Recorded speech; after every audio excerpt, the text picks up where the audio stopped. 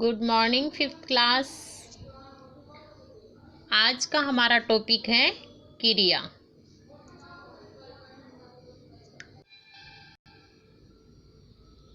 तो बच्चों हम देखते हैं क्रिया में क्या क्या होता है। क्रिया क्या होती है? यानी एक्टिविटी करना, यानी कोई भी काम करते हैं हम, वो क्या कहलाती है? क्रिया।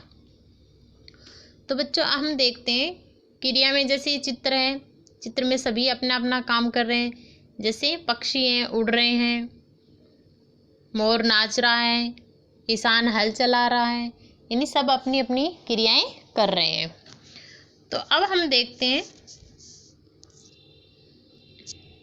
जो चित्र बना हुआ है इसके अंतर्गत, यानी कि ये जो भी चित्र है इसमें क्या क्या क्रियाएं हो रही हैं।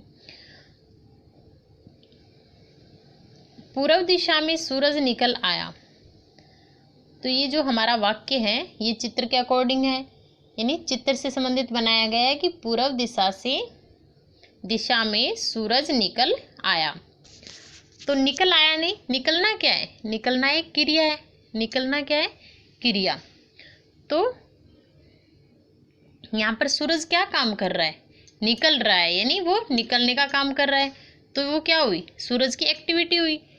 अगला हम देखते हैं किसान खेत में हल चला रहा है।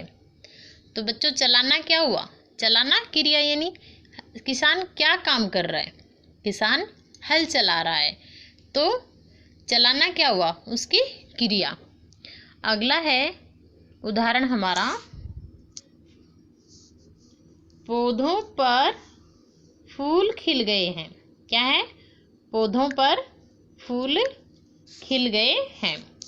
तो खिलना हमारा क्या हुआ? यहाँ पर क्रिया। खिलना क्या है? क्रिया। अगला है फूलों पर तितलियां बैठी हैं। तितलियां क्या कर रही हैं? बैठी हैं। क्या काम कर रही हैं वो? बैठने का काम कर रही है, यानी बैठने की क्रिया कर रही है। तो बैठी हैं क्या हुआ? क्रिया हुई। अगला हमारा है पास में एक मोर नाच रहा है। यानी पास में मोर नाच रहा है। तो मोर क्या काम कर रहा है? यहाँ पर देखो, मोर क्या कर रहा है? नाच रहा है, यानी डांस कर रहा है। तो नाचना यहाँ पर क्या हुआ? इसकी क्रिया है, एक्टिविटी है। तो इसमें नाचना हमारा क्या हुआ? क्रिया। अगला है कुछ पक्षी आसमान में उड़ रहे हैं। ये देखो पक्षी हैं, ये क्या कर रहे हैं? आसमान में उड़ रहे हैं। क्या क्रिया कर रहे हैं? ये उड़ने की क्रिया कर रहे हैं, यानी इनका काम क्या है? उड़ना।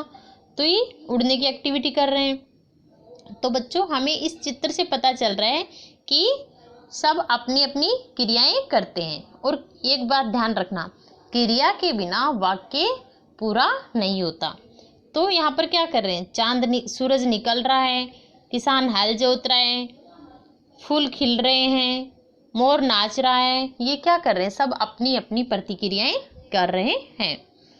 तो बच्चों जो रंगीन चित्र बने हुए हैं, रंगीन शब्द लिखे हुए हैं हमारे, वो सारे क्या हैं?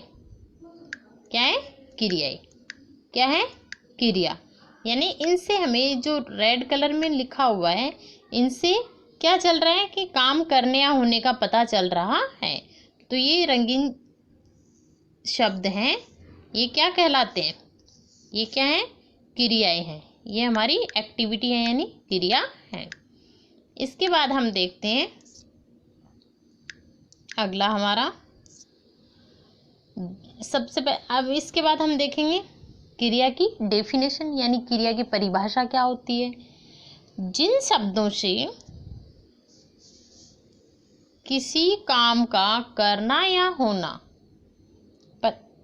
पता चलता है, यानी किसी काम का करना या होना, एक काम हो रहा है, ये काम कर रहा है, तो वो किस में आते हैं?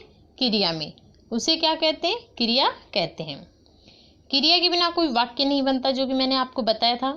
क्या याद रखना है कि क्रिया के बिना कोई वाक्य नहीं बन सकता। अब हम देखते हैं धातु। क्या देखते हैं? धातु। क्रिया के अंतर्गत क्या होती है? धातु होती है, यानी क्रिया का जो मूल रूप होता है। जैसे आना है, आना में क्या हुआ? आ ना से पहले लगा हुआ ना आ, शुरू में जो शब्द आता है वो क्या कहलाता है? धातु। जैसे आना है, आना में आ क्या है? धातु। जाना है, जाना में जा क्या है? धातु। उसी प्रकार क्रिया के मूल रूप को धातु कहते हैं। सभी क्रियापद धातु से ही बनाए जाते हैं। क्रिया क्या होती है? धातु से बनती है। किससे बनती है? धातु से। यहाँ पर हमारे धातु हैं आ, जा, लिख, पढ़, खा, रो, बैठ, चल आदि धातु हैं। आ यानी आना, आना क्या हुई हमारी क्रिया? आ क्या है? धातु। जाना, जाना क्रिया है, जा धातु है। लिख धातु है, लिखना क्या हुआ? क्रिया। पढ़ धातु है, पढ़ना क्या हुआ? क्रिया। खा धातु है, खाना क्या हुआ? क्रिया। रो धातु है, रोना क्या हुआ? क्रिया। उसी प्रकार बैठना, चलना आदि हमारी क्या है? क्रियाएं हैं, जो कि बैठ और चल धातु से बनती हैं। प्रत्येक क्रिया में धातु अवश्य होती है, यानी क्रिया में धातु अवश्य होती है। क्रिया धातु के बिना नहीं बनती।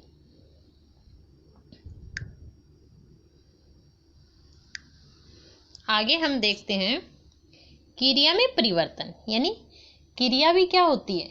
अलग, यानी किसी शब्द वाक्य लिखते हैं, कुछ वाक्य लिखते हैं उसमें क्रिया अलग तरीके से लिखी जाती है, कुछ में अलग होती है। तो उसी प्रकार क्रिया क्या है? विकारी शब्द है। क्रिया विकारी शब्द है। इसमें लिंग, वचन और कारक, लिंग, वचन और कारक यानी इन तीनों के कारण क्या होता है? क्रिया में परिवर्तन होता है। तो सबसे पहले हम देखते हैं लिंग बदलने पर परिवर्तन। लिंग क्या होता है? तो बच्चों ये आपको पता है। लिंग क्या होता है? पुल्लिंग और स्त्रीलिंग। पुल्लिंग और स्त्रीलिंग। तो पुल्लिंग में क्रिया अलग तरीके से प्रयोग की जाती है और स्त्रीलिंग में अलग तरीके से प्रयोग की जाती है। तो सबसे पहले हम देखते हैं अशोक खाना खा रहा है। यहाँ पर अशोक क्या है? पुल्लिंग है, तो खाना खा रहा है। और अगर यहाँ पर मैं स्त्रीलिंग कर दूं, जैसे सीता खाना खा रही है, तो यहाँ पर क्रिया में परिवर्तन होगा, रही है हो गया। तो आगे हम देखते हैं सीमा खाना खा रही है। लिंग में परिवर्तन होते ही क्या हुआ? क्रिया में परिवर्तन हो गया। यहाँ पर खा रहा है, यहाँ पर खा रही है। अगला हम देखते हैं वचन बदलने पर परिवर्तन, यानी अगर वचन एक वचन और बहुवचन वाक्य में होंगे तो वहां पर भी लिंग में परिवर्तन क्रिया में परिवर्तन होता है। जैसे हम देखते हैं मैं घर जाता हूँ। मैं घर जाता हूँ। मैं क्या है? एक वचन है, तो यहाँ पर क्रिया क्या हुई? जाता हूँ। क्रिया क्या हुई? जाता हूँ। अगला है हम घर जाते हैं। हम यहाँ पर क्या है? हम क्या है यहाँ पर? बहुवचन, तो क्रिया क्या हुई? जाते हैं। क्रिया में परिवर्तन हो गया ना, यहाँ पर जाता हूँ, यहाँ जाते हैं। तो अगला हमारा है कारक बदलने पर परिवर्तन, यानी कारक क्या होते हैं? कर्ता ने, कर्म को, करण से, ये क्या होते हैं? कारक होते हैं। तो अगर वाक्य में कारक परिवर्तन होगा तो भी क्या होता है? क्रिया में परिवर्तन होता है। जैसे आंसू पाठ याद कर रहा है। आंसू क्या कर रहा है?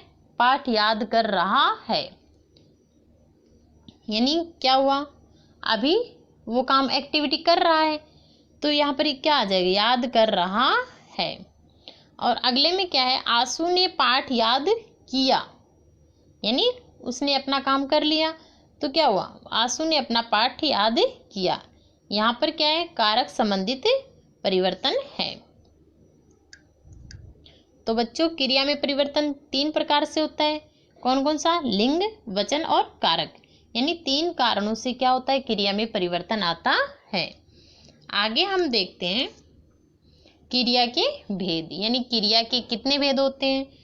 तो बच्चों कर्म के आधार पर क्रिया के 2 भेद होते हैं।